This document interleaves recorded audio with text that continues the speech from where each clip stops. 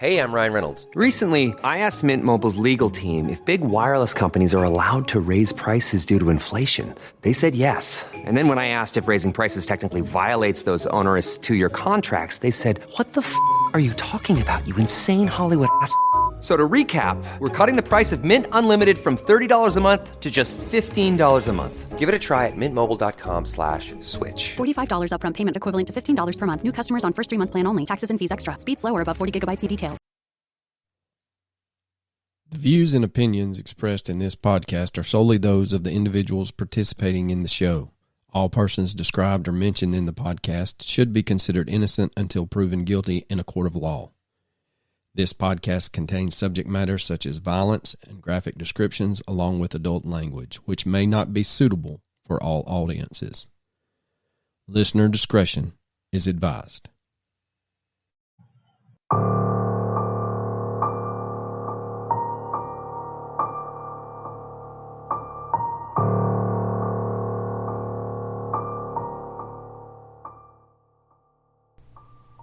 Some murders shake the world to its core. Some mysteries never unravel. And some tragedies leave us asking one question: how could this happen? From mass killings that leave entire communities in shock, to unsolved disappearances that haunt families for decades, you'll hear it all on Season 6 of 90s Crime Time. In each episode of this season, we'll dig deep into some of the deadliest massacres to the coldest calculated murders, and you'll find out what made these cases some of the most chilling cases of the decade, even if you haven't heard of some of them. From small towns to busy cities, from quiet nights to violent acts that shatter peace, 90s Crime Time will bring you stories of murder and mystery. So set your calendars and tune in on January 9th, 2024 to the Season 6 premiere of 90s Crime Time. And I'll see you then.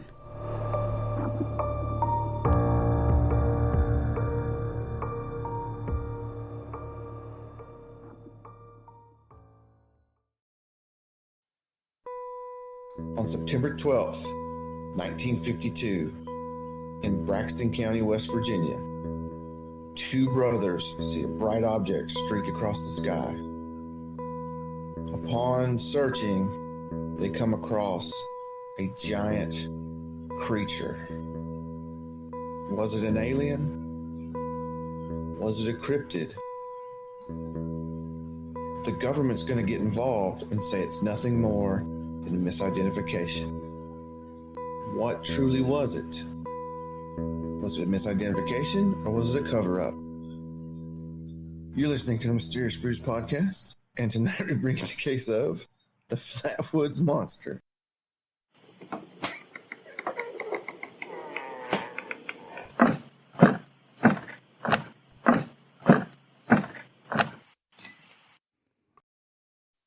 On the way up the steep hill, they noticed a pulsating or flashing light, accompanied by loud hissing and banging sounds. Once they got a bit closer, they noticed a terrible sulfuric smell. The group finally came up on the object they saw previously and found out right away it was not a meteorite. To their surprise, it was some type of craft. Welcome to a deep, dark, dank, moist, still have TikTok basement, somewhere in the bowels of Georgia. About another 24 hours and shit, we got say eight, 9. Sayonara. As we're recording, we have 9 hours until the 19th. That's crazy. Like, people are jumping onto another Chinese social media thing. And that's what's so funny is they jumped on that red one, and then like that's legitimately monitored by the CCCP, and they're like fucking canceling people left and right if you cuss, if you show skin. The CCCP, that was Russia, man. I thought the Chinese Communist something party is what the CCCP is, I thought. Anyway, it doesn't matter. Who cares? It doesn't matter. Yeah. But I did see a creator on TikTok said that if only 30% of TikTok users would deactivate their Meta account for 60 days, it would cost Meta $12.4 billion. Do it. I know, because it came out that Zuckersuck pumped in $7 million to the congressmen that voted for or to try to get this legislation started or something. Look, it's just, I saw somebody talking and they were like, if seeing this doesn't doesn't radicalize you, then nothing will. It's like you have never seen an unprecedented cooperativeship between the two parties until you basically unite to get this done quickly.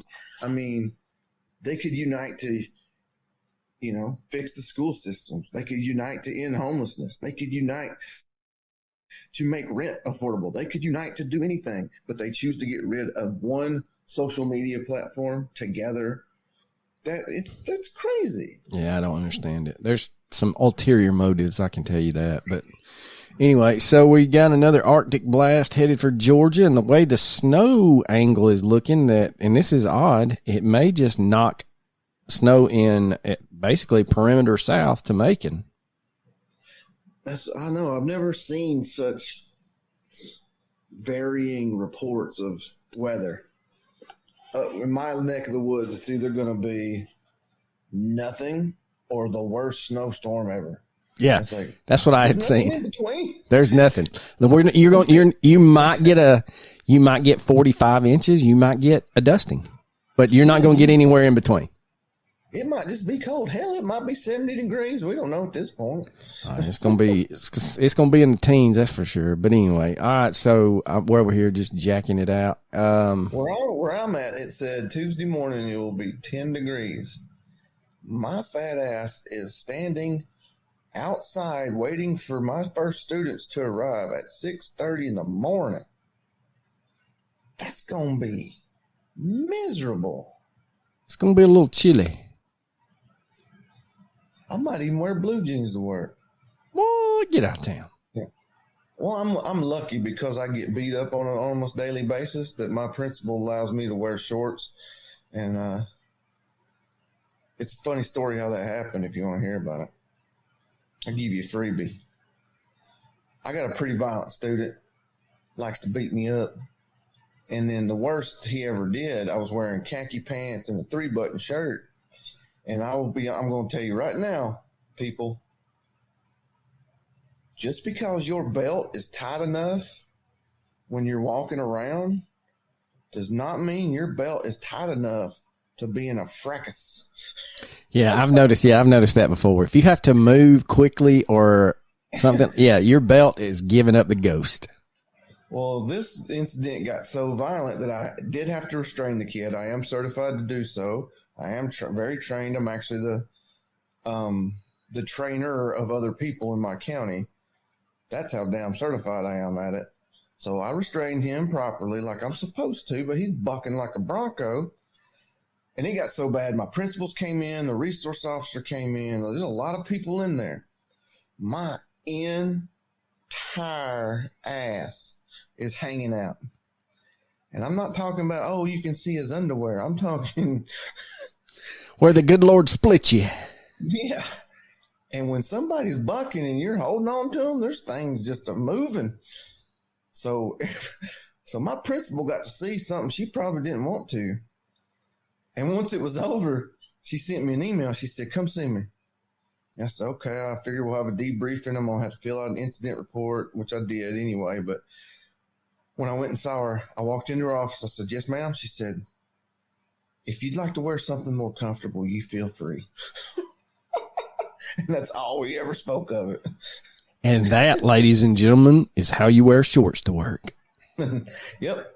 I wear shorts to work every day. I wore them Friday, but probably Tuesday I'm going to put on some blue jeans. All right. Well, who you got in the national championship game? Ohio State. I can't stay on touchdown Jesus because, and here's the thing, and everybody's like, oh, it's like the Cowboys. If the Cowboys are in the playoffs, it's better for the country. No, it's not.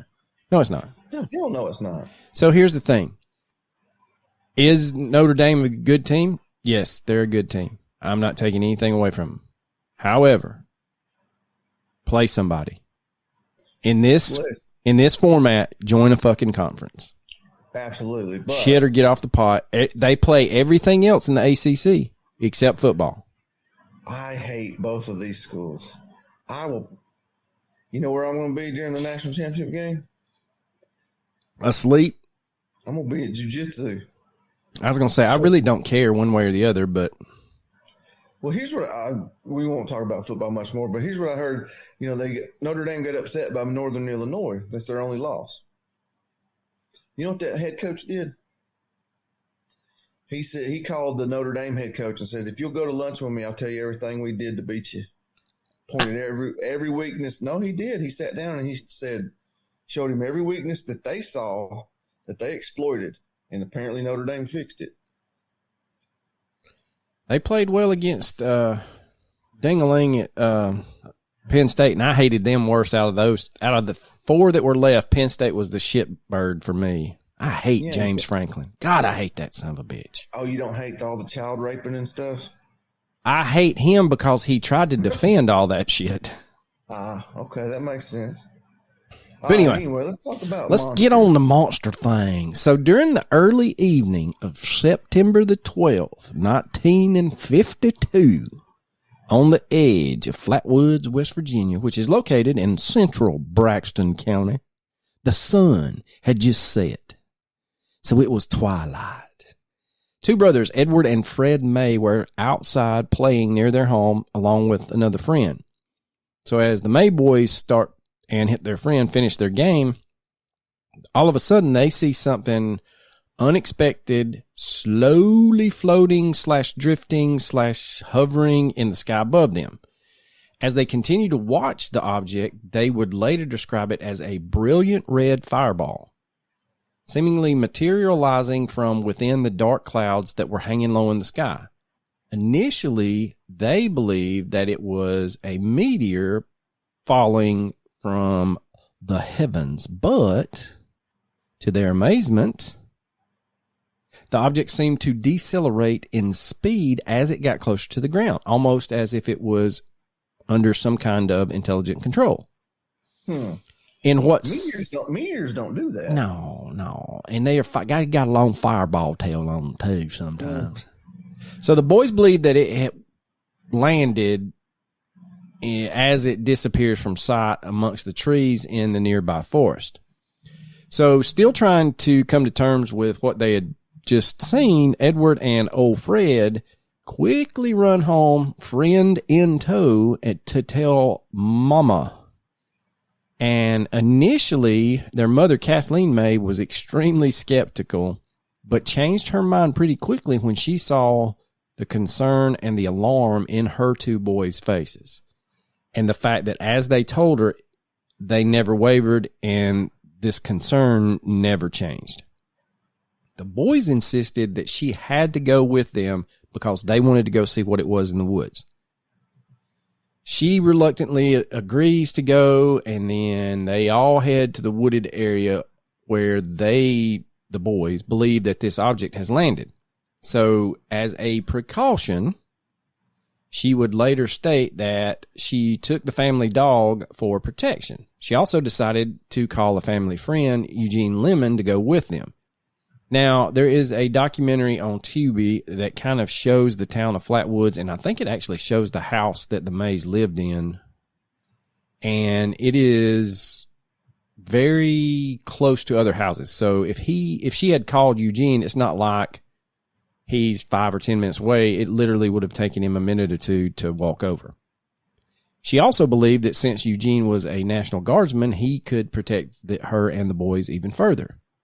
So he gets there within, like I said, a couple of minutes.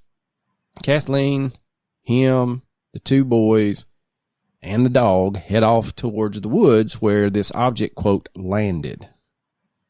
Now, cautiously, the group made their way deeper into the forest, realizing that they were traveling in the direction of a local farm that belonged to one of their neighbors that they had a good relationship with. Several minutes later, as they come over a hill, the entire group looks down into an open patch in the forest, and sure enough, they had found what the boys had seen. And everyone would describe the object as an egg-shaped craft which was continuously radiating a dull crimson glow. They assumed the glow was coming from somewhere inside the object.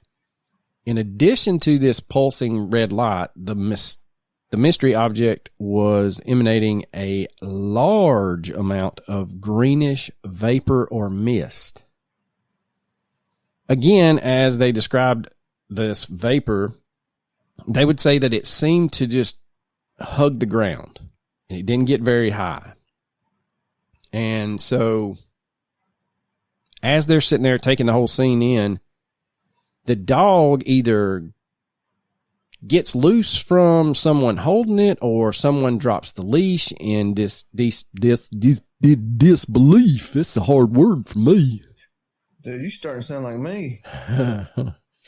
And old doggo runs towards the object. As the dog gets to the green vapor, it immediately has a violent adverse reaction and starts yipping, howling, and gnarling, trying to get away from this green vapor, and bolts right by the maze and Mr. Lemon. And he's like, nope, I'm not having any part of this. You can go do whatever you want to do. So before anyone could turn to follow the dog, the entire party here is disturbed by a loud and persistent hissing coming from somewhere above them. As they all tried to find where this unnerving sound was coming from, Eugene's got a flashlight and he's shining it around and suddenly picks out something not of the natural world.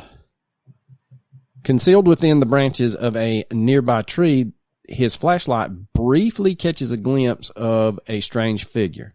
Even with just a glimpse of that light coming across this creature, it was enough for everyone in the group to immediately feel this overwhelming sense of fear. Thought there about two movements, the bowel movement and the physical movement. Shit and run. That's exactly what happened. They shit and run. Rodney Carrington? That was. You know how long it took me to find that?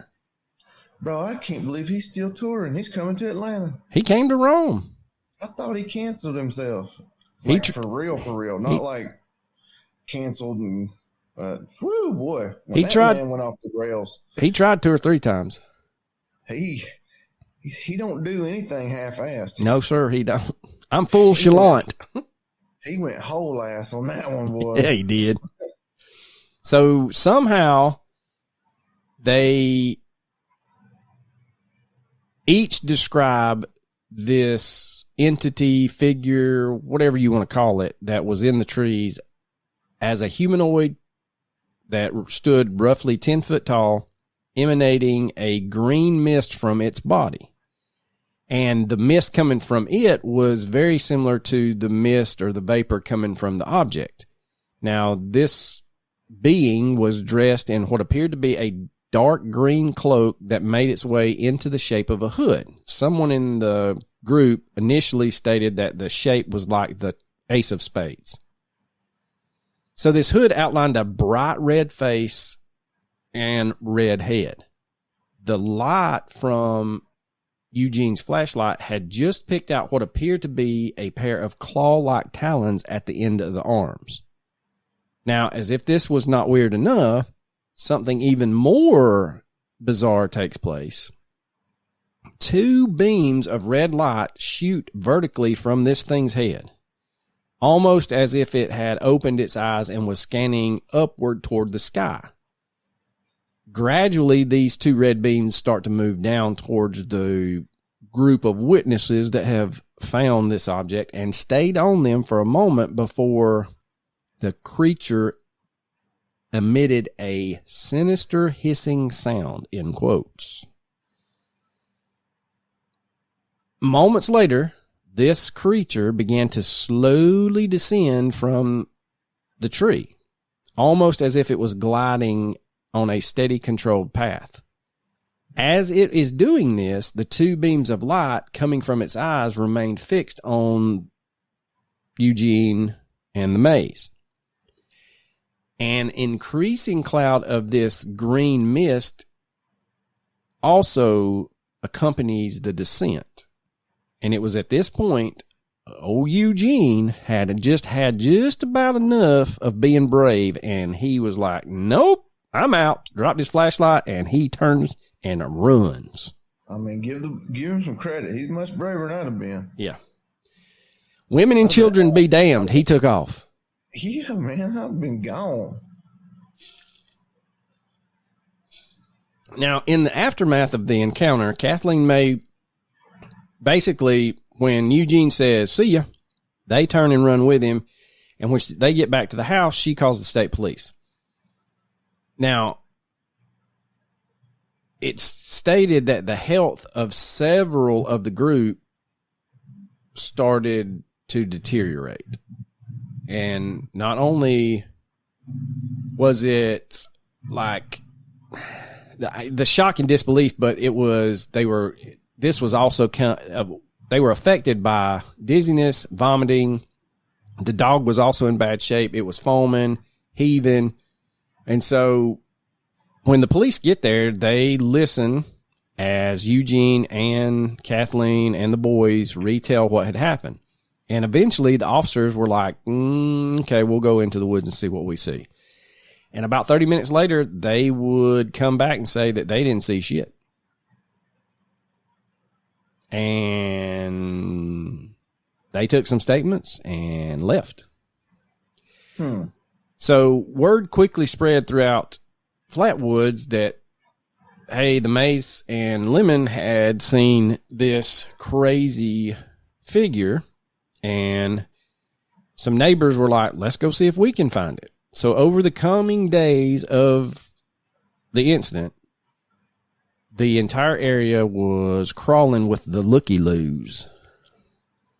Now, despite some undefined indentations in the ground at various points throughout the area and freshly broken foliage, there was no physical evidence of what they had witnessed. With their amazing tale spreading way beyond the boundaries of Flatwoods, national media outlets eventually came a-calling.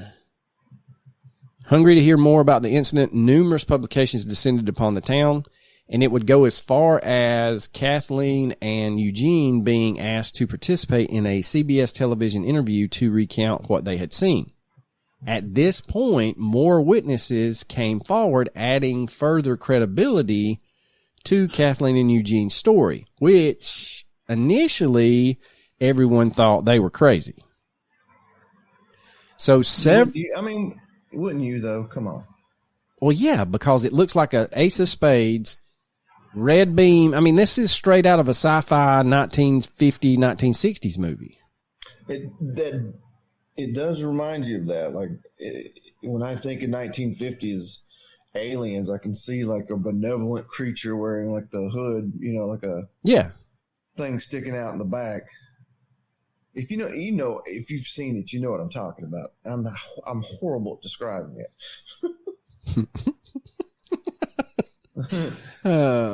So you know. If you get me, you get me. Several weeks before the maze encounter, a young girl named Audra Harper and her friend were taking a shortcut home through the wooded area near the town of Heaters, West Virginia. And that's just 3 miles north of Flatwoods. The two girls would state that all of a sudden the skies turned this eerie red color, almost as if the sky was glowing red. Now, this red light appeared to be coming from a large orb that had landed at the top of a nearby hill. As they are looking at this, they are startled back to reality by movement out of their periphery. And the girls turned to see a shadowy figure that was inhumanly tall and thin emerging from the neighboring tree line. Immediately, they ran away as quickly as they could, only sharing what had happened later with their parents. The parents were, whatever, y'all are just making stuff up, and got more upset, and this is typical, I can see. This is just the time. They were more pissed, not that they were scared shitless by a red orb and some inhumanly tall, thin person thing, but that they tried to take a shortcut through them dark woods that they'd been told not to go into. So up until the day that Audrey would leave the earth, she absolutely refused to walk near those woods. Like, from what I can gather, she missed school or she missed work one day because she had her car wouldn't start, or she missed the bus or something like that. And the only way to get to where she was going, she had to walk by those woods. And she was like, nope, not today. Not today, devil. Ain't happening. Not gonna happen. So another story around the same time as the Flatwoods incident came from a married couple named Edith and George Sinatowski. And they would describe an incident which they claimed to have taken place just one day after the Flatwoods incident. That evening, George and Edith was traveling in their car with their 18-month-old son along Route 4. As they approach about 20 miles south of Flatwoods, and without any warning, the engine just cuts out on the car. And George is trying to get it to start, and it just coasts to a stop. So he gets out. As he's getting out, he pops the hood, and as he's making his way towards the hood latch, he suddenly stops due to both he and the car becoming basically illuminated by what he described as this bright spotlight. And the light appeared to be coming from directly above him and the road. Overwhelmed by an intense smell of sulfur, George sees a dark figure emerge on the road ahead of him and start moving his direction. And he's like, nope, pushes the hood down, gets in the car, locks the door, and he gets Edith and the baby in the back seat in the floorboard. And as he looks up, he says that this dark figure is a reptilian-like figure, and it places its hands on the hood, peering in through the front window, trying to figure out what they are. And apparently, George would state that this creature was satisfied with whatever he had seen, and he turns away and walks right back into the darkness. And as soon as he gets out of the light cuts off, and mysteriously, the engine fires right back up. And again, There are about two movements, the bowel movement and the physical movement. Shit and run. that was actual audio from George. I don't know if you knew that or not. It took me a lot of time to get that. So as with many similar unexplained events from around the country, the Flatwoods monster has gone on to entrench itself firmly into the legend and lore of the weirdness. It has been portrayed in movies and television shows, as well as being recreated as an adversary in the highly successful video game Fallout. All the while, there has been zero physical evidence ever taken from the spot that the Mays say this craft landed. Now, skeptics point to variation in the descriptions of the creatures provided by the May family and Eugene. The story unsurprisingly went on to gain traction across the country and later internationally. For instance, the figure was originally described as having been of average human height, but appears to have grown twice that size over the lifetime of the story. The appearance of the creature was also unclear. Now, both Ed and Fred were convinced it was a robot, or it acted robotic in nature. They would equate it to that of an automated guardian or sentinel which had been watching over the craft before it becomes aware that somebody's watching it. So in other details, the brothers described very animalistic talons at the ends of the hands of this creature. This element in particular offers one of the more favorite alternative explanations for the encounters. Skeptics hang on the claws descriptions and state that the claws sound like those of a barn owl perched up in the tree. Because as you know, I mean, everybody knows barn owls shoot lasers out of their eyes. And emit green vapor. Yeah. Yeah. That kills dogs. Yeah. You know, typical stuff. And its shape and shadow were more than likely completely distorted by Mr. Lemon's flashlight beam. And I know this is hard to believe, but if anybody is in the realm of the cryptids and the creepy and all that stuff, you will know this old guy. His name is Joe Nickel, and he put forth this first owl theory, dismissing that they had just misidentified an owl. Now, this goofy, that's his go-to. Like, he has said that the Hopkinsville attack, Mothman sightings, they're all misidentifications of an owl. So if you see something crazy with red eyes, you just don't know what the hell you're looking at, and it's just an owl. So keep going. No biggie. Yeah, I mean, he's throwing owl against the wall, hoping it sticks. Now, what is crazy is this encounter, whatever you want to call it, took place during one of the more tense periods of American history because the Red Scare was in full force and the national media was churning that fear, saying that the Soviet Union had spies in the country and they were doing clandestine military incursions. So it's not beyond the realm of possibility that the family witnessed something they could not explain and allowed their imaginations to fill in the gaps. And a lot of people state that it wasn't necessarily the Soviets, it was maybe some kind of exercise that our government was doing. Now, there is evidence that the government, that is the U.S. government, may have tried to cover up this whole thing, along with several others that occurred around the same time for reasons which remain unknown to us mere civilians. Many years after the Flatwoods incident, a local National Guard officer named Captain Dale Levitt revealed that he and his men had been deployed to the forest around Flatwoods just after the incident. Now, apparently, they did find stuff and seized metal fragments, a oily residue, which they packed up and sent off to Washington, D.C. for analysis, never to be seen again.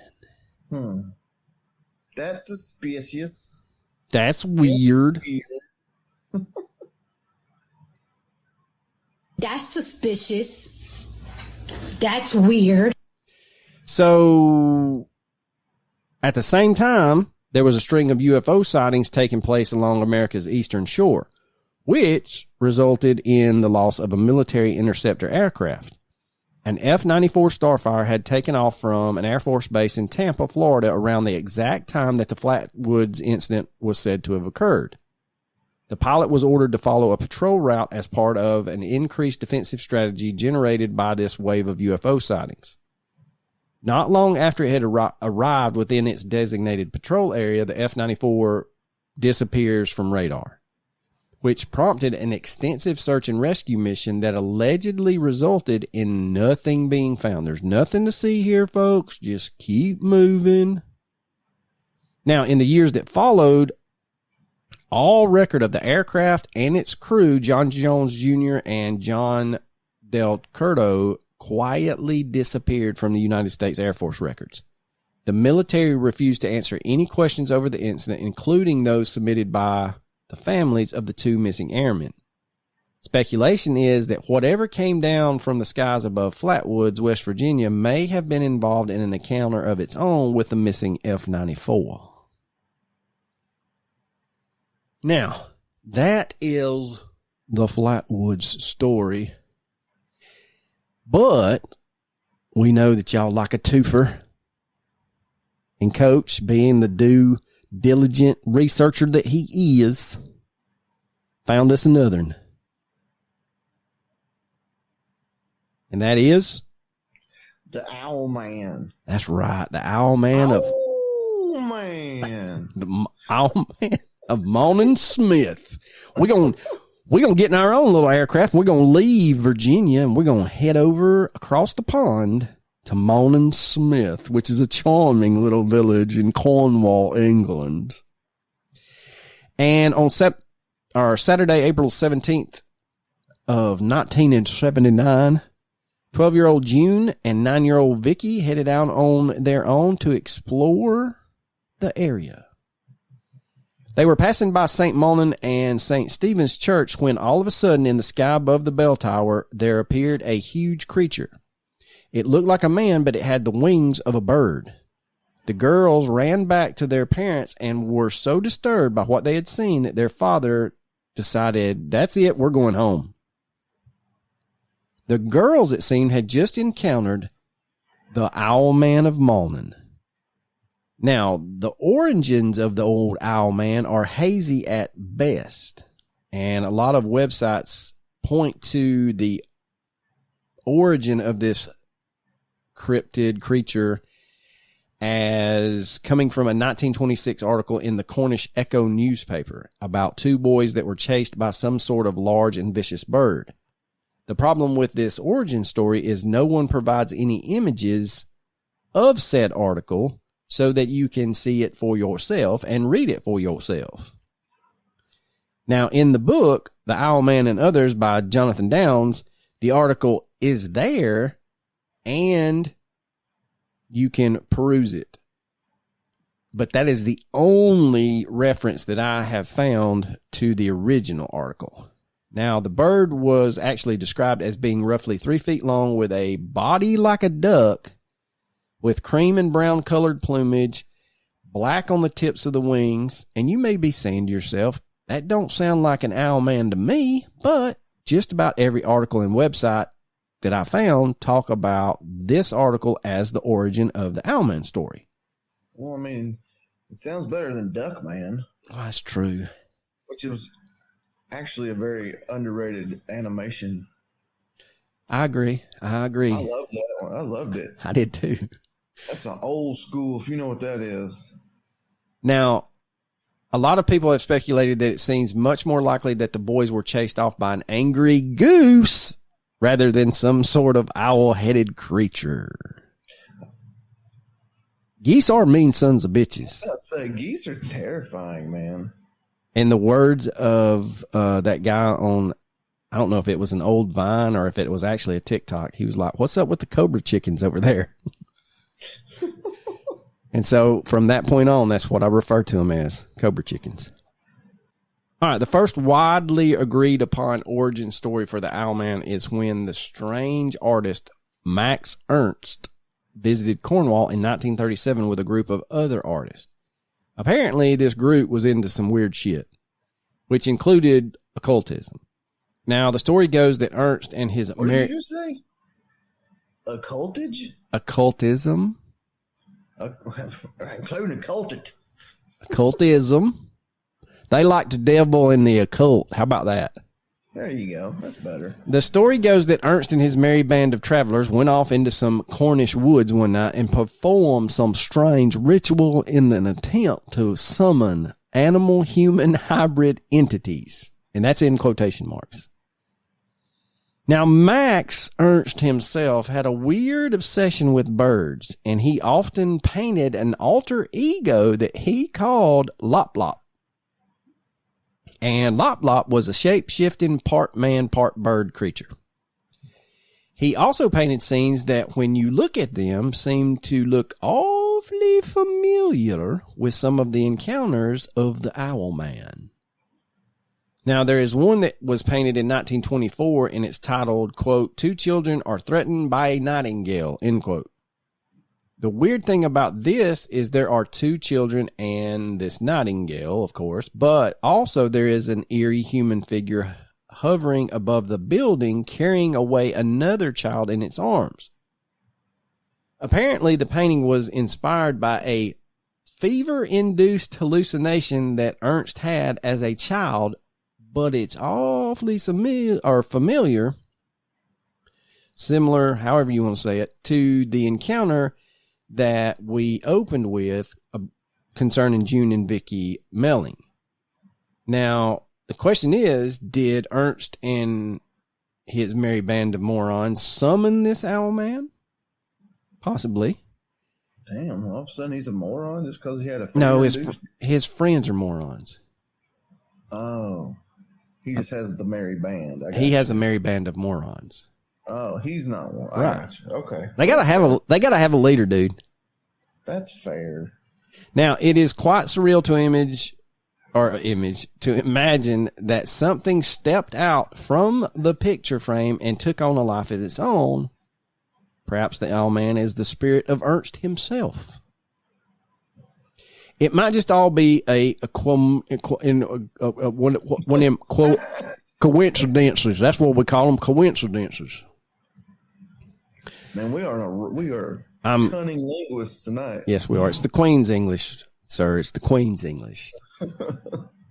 So, again, it might just be a coincidence, but Max would actually die on April the 1st, 1976.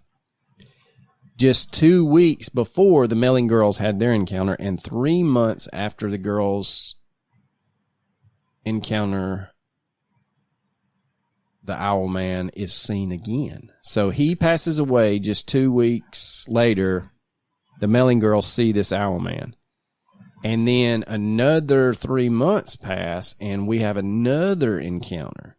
At the Mawnan Smith Church, the land slopes down through a wooded area until it reaches a beach.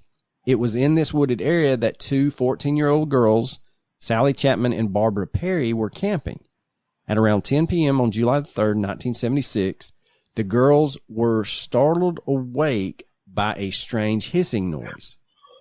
They looked around outside their tents and saw a weird figure standing among the pines. It was described as being as tall as a man, but had the face of an owl and was covered in gray feathers. The eyes were large and glowed red, and it had big pointed ears. On its feet were large black panther-like claws. At first, the girls thought it was someone in a costume, but then the creature flew up into the air and disappeared into the trees. And the following day, two other girls have another encounter with the Owlman in the same area. So he's just making himself known. He's like, look at me, look at me. And I said, don't look, Ethel. It's too late. It's too late.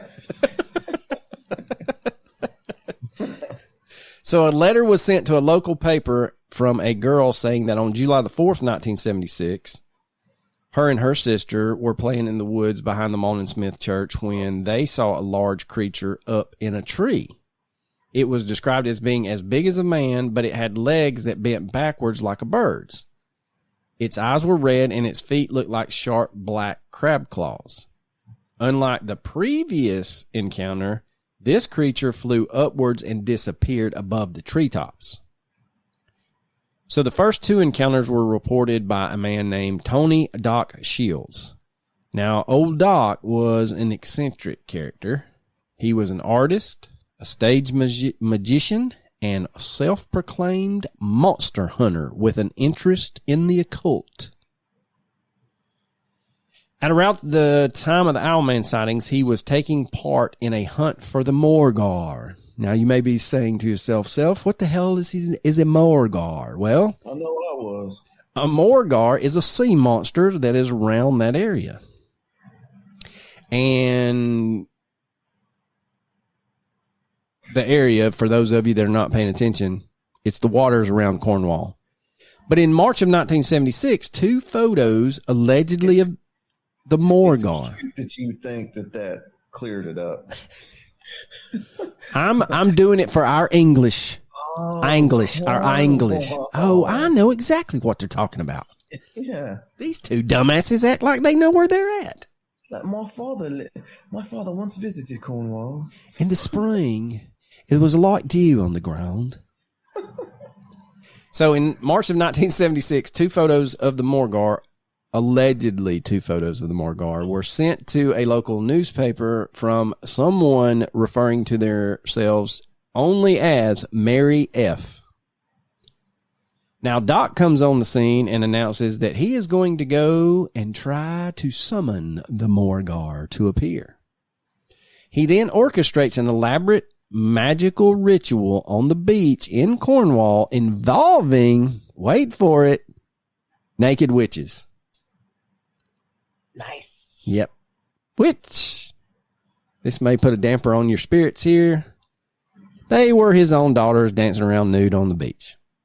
Look, I'm saying if you're gonna encounter a witch, it's gonna be awful. But if they're naked, it's not as awful. What if she's a uniboob, one big old green boobie right in the center?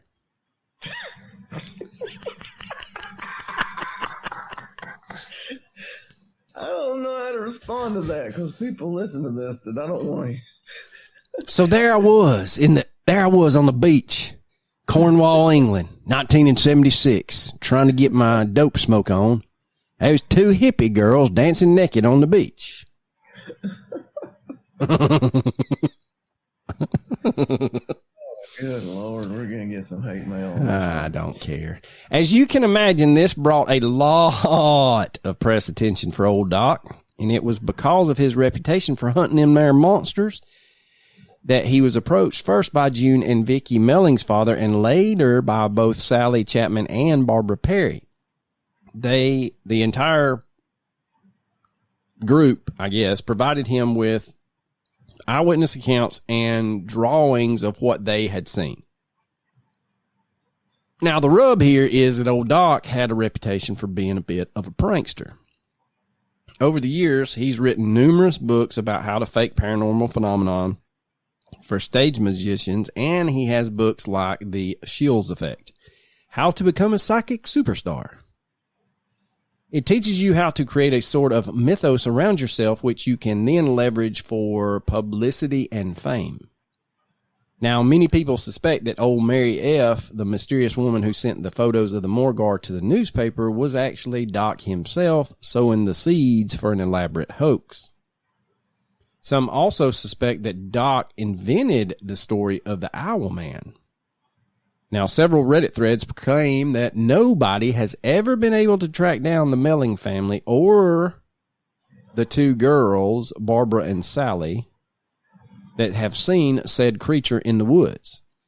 It is very possible that the Owlman never existed. But similarities between the eyewitness drawings suggest that they might have been drawn by the same person or they actually saw the same thing. Although it does say in the, I guess, articles that you read about this, that the drawings that they are presenting are based on sketches from the eyewitnesses. So Doc could have, quote, redrawn these images himself from how these girls described what they saw. Now, some people have also questioned the handwriting between the two accounts, and they think that they might have been written by one person. Now, there's no real proof that Doc invented the Owlman. It could be just as he says that he had a reputation as a monster hunter, so he was genuinely approached by people that had seen something strange. Doc seems to be a tumultuous character who some say deliberately sow the seeds of confusion and doubt around all that he does.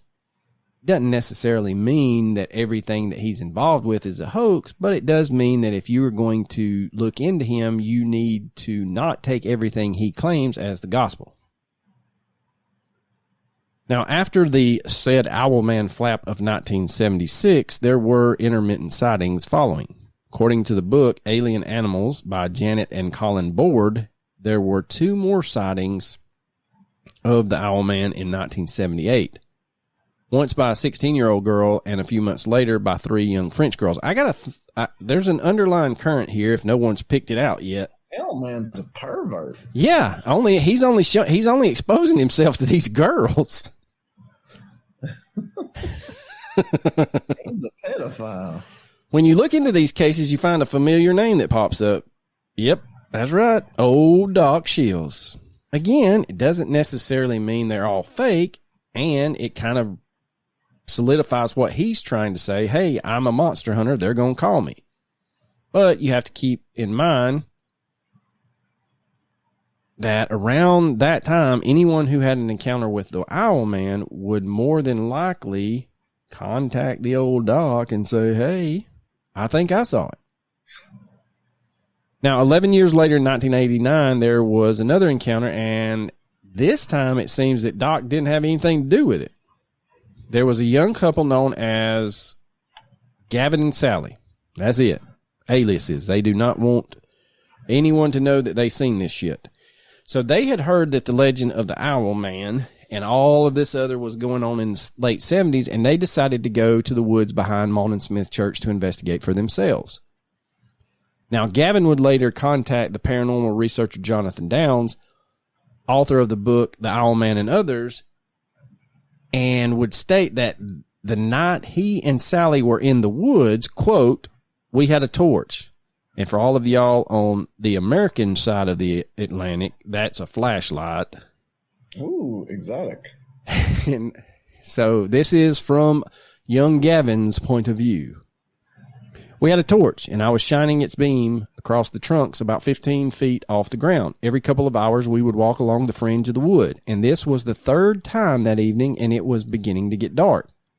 From a distance, the trees looked black, but closer up, the branches and trunks could be seen.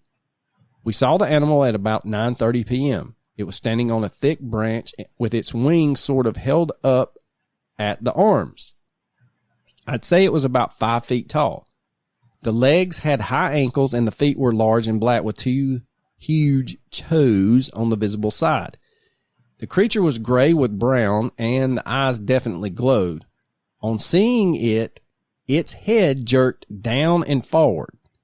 Its wings lifted, and it jumped backwards. As it did, its legs folded up.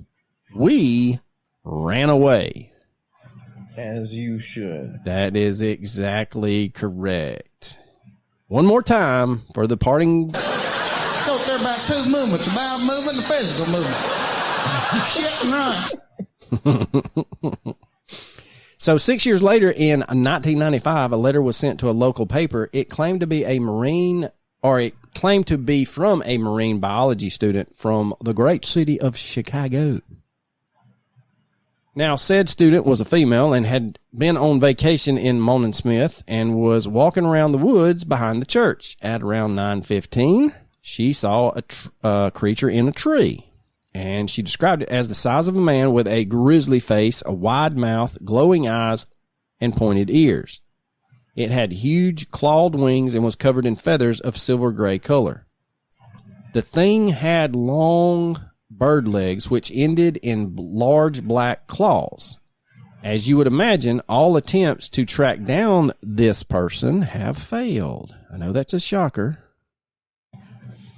I'm quite shocked. I can't fathom. I'm sorry, I just can't believe it. He's done, ladies and gentlemen. He's just not going on. So many have suspect the letter to be another one of old Doc's pranks, but again, there's no proof to tie this female marine biology student back to Doc. Either way, sightings have continued up until the present day, but most don't seem to have much more information about them. Basically, they're like, yep, we saw one. It's over there in the woods behind that church. It's over. Now, there is a YouTube channel called Ghost Adventures of Cornwall. And they got the bright idea one night to go investigate St. Mawnan and St. Stephen's Church looking for them there ghostly figures. And there's a spot in the video where the camera pans across the graveyard and there is a figure standing in the background. Now, there were two people in the graveyard, according to the Ghost Adventures channel.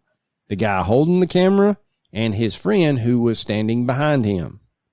At the time they recorded this, they did not notice anything strange, but when they played the footage back and slowed it down, you can clearly see a strange horned man in the area of one of the headstones. Could they have captured the Owlman on Bidya? Who knows? Now, a lot of people claim the Owlman is a tulpa. And for those of you that ain't brushed up on your tulpas, that is a idea that a fictional story can take on a life of its own if enough people can be convinced that it's real. That's a weird concept to me, but yeah, I've heard of it. There's a very famous example of it that I'm pretty sure you're going to say next. And if you want to know what a tulpa is, one of the most famous incidences is... Boy, I know this podcast. I've heard a few episodes. It is that of the Slender Man. So... Why haven't we covered Slender Man yet? Because they arrested them girls and put their ass in jail. They didn't invent it. They just believed in it. Well, that's true, but I mean, we could do a tulpa episode. We'll just get like users to give us your best tulpas. You're saying they arrested them girls. You think Slender Man started with those girls? Well, I looked into this a couple years ago. Supposedly it started. What was it? It was a creepypasta. Right, that's what I was about to say. Those girls read the creepypasta and just believed it. Sorry. Did you get choked up there, son? Yeah, I'm dying. Okay. Don't worry about me. Move on to the podcast. Now, could these strange rituals performed by Doc and his naked women friend daughters, or the weird stuff that Max have really conjured something solid up? There's a possibility. Now, hoaxing it was a method for willing the Owlman into existence. Getting enough people to believe in it, that it actually became a reality, is where you get into the realm of the tulpa. And if it is a tulpa, that would kind of put a star by how people that go look at just that one church in that one wooded area see some crazy owl creature, because your mind's already thinking, hey, we're going to see the Owlman, and it feeds off that energy. But I don't know. I had never heard of the Owlman of Mawnan until you sent it. So good find, Coach. Good find. You know how I found it? Google. No, on the Wikipedia page for the, whatever we're doing now. It said, see also. And you were like, find us the second one, and me being the lazy fuck that I am. What, Coach? Come on. What? You ain't a lazy fuck. Oh, I thought you were looking down. I thought you saw something like breaking news. Thought you was going to tell me the student loans had been canceled on his last day. Shit. No, he fucking commuted the sentences of 2,700 people. I don't care about that. I want student loans to be canceled. I have been out of school since my master's degree in 2010, and I have paid, and I still owe $65,000. It's because them fucking interest rates are horrible. It's like legalized loan sharking. Listen, since 2011, I've paid my bills. I've not even touched the principal yet. I have not knocked any of it off. That's a scam. I was too young. Yeah. I didn't know what I was doing. Exactly. I don't know where Yeardens is at, but where I'm at, there's this weird orange orb that's shining this great light across my yard. Ooh, maybe we should do one on that one. They call it the sun. Arlo's orb. Yeah, too. No, seriously, we should do it. Well, we can't now because we've done talked about it. That would be funny. We do a whole episode on it and figure it out. Oh, it's just the sun. Oh, yeah. We was out there and it was blinding us. And my eyes started watering. I smelled something. And I stepped in dog shit and the sun come out. And you look directly at it and it's like, what the hell? Crazy talk. All right, Coach. Any final thoughts on the Flatwoods monster or the Owlman? That's what it was. Golly, I seriously blanked on it. It's been such a long, shitty week. I can't remember it wasn't like I couldn't remember it before we did it. I couldn't remember while we were doing it. That's a new for me. Damn, son. It's like, what case are we about to do? That's typically me. Not case. What case are we currently doing?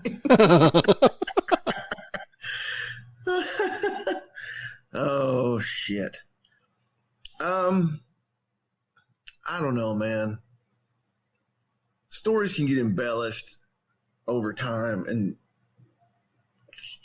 I mean, even at the time, could it have been misidentification of an owl? I think possibly in this case, because of the situation, maybe it was something hit the ground. Maybe it was a meteorite, and when they came up on it, an owl was like, "Hey, what the fuck? Was that a meteorite?" And they just shined the light and saw it, and I don't know. Now, if you watch that History Channel series about Project Blue Book, they actually cover this, and they make it seem like there was more to it than the story.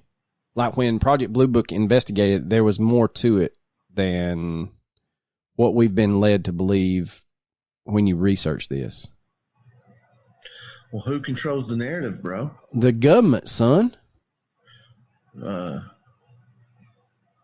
the money. Follow the money, man. Yeah, That's what you're right. I do. All right, brother. I don't know about the Flatwoods. I want to believe the Flatwoods is real. I want to believe it wasn't an owl. But the way they explain it, man, it's like a conglomerate of a bunch of sci-fi things. It's like a robot. It's like the cloaked figure. It's got the red lasers, and it's gliding down, and there's this mist. And Well, also, I mean, you can't trust eyewitness testimony anyway. What if they did see something alien in nature? How scary is that going to be? How many fucking actual details are you going to remember, you know? well, it was bad enough for a national guardsman to drop his flashlight and women and children be damned. I'm out of here. Which could easily be an owl too, because you assume it's something supernatural. Don't you start assuming, boy. You know what happens when you do. Yep, you make one of them out of you and me. As for the Owlman, I like the tulpa angle. I think that may have been what has happened over there. It's funny that I don't guess it's funny. I guess it's odd that it is confined to St. Stephen's and St. Mawnan Church just in Cornwall. And to little girls. Yeah. Prepubescent girls. Yeah, that's crazy how that worked. That's odd to me. Yeah. He's a perv. But anyway. All right, recommendations. What you got going on there? Like I said, man, it's been a long, very, very, very long, shitty week, and I have literally just been working. The only thing that I've watched this week is like I put Scrubs back on, and so I started it like Monday. I'm already almost done with it. That's just leaving it on and letting it play because it's stupid and I like it. So, okay, Scrubs, fuck it. That's the only thing I've done this week. Well, if you like World War II movies and you've never watched Fury, oh, that's a good one. it is a good one. It's got a shitty ending, but it's a good one. Here's the thing. It's got Shia LaBeouf in it. And he might be a terrible person, but I would still like to meet and hang out with him just once. I think he's kind of cleaned his shit up, and he's tried to make amends with a lot of people that he's worked with and was like, look, man, I was a douchebag. And I think that takes a big step in a person to try to do that. So I'm with you. I'd love to have a beer with him. I saw him on Hot Ones, and he seemed very interesting. I enjoy him as an actor. So I'm going to change my recommendation to a great movie if you've never seen it. It's Transformers. fantastic. No, shut up. The Peanut Butter Falcon. Oh, I've seen bits and pieces. I've never been able to catch the whole thing. It's awesome. I heard it was great. Yeah, I don't know where to find it. I don't know where it's streaming. I own it. I used to show it in my classes, even though it was an R-rated movie. I'd always get it approved because my kids don't understand cuss words anyway. But we watched the Peanut Butter Falcon. It's great. It's got a Down syndrome actor in it. And it's really, really good. So watch the Peanut Butter Falcon. Well, there you go, ladies and gentlemen.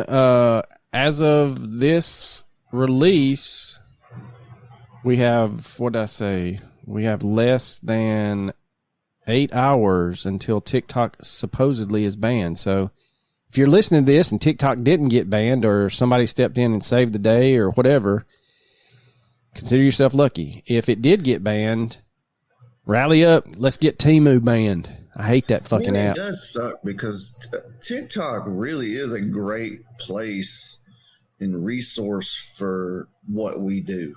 Yep. It's probably, of the 3 social medias, I don't post on TikTok. I just monitor TikTok. Of the 3 I use, Instagram, Facebook, and TikTok, for us, it is so much better than the rest of it. And I think, to be honest with you, a bunch of creators are going over to YouTube and doing their little reel shorts. So yeah, I don't know, man.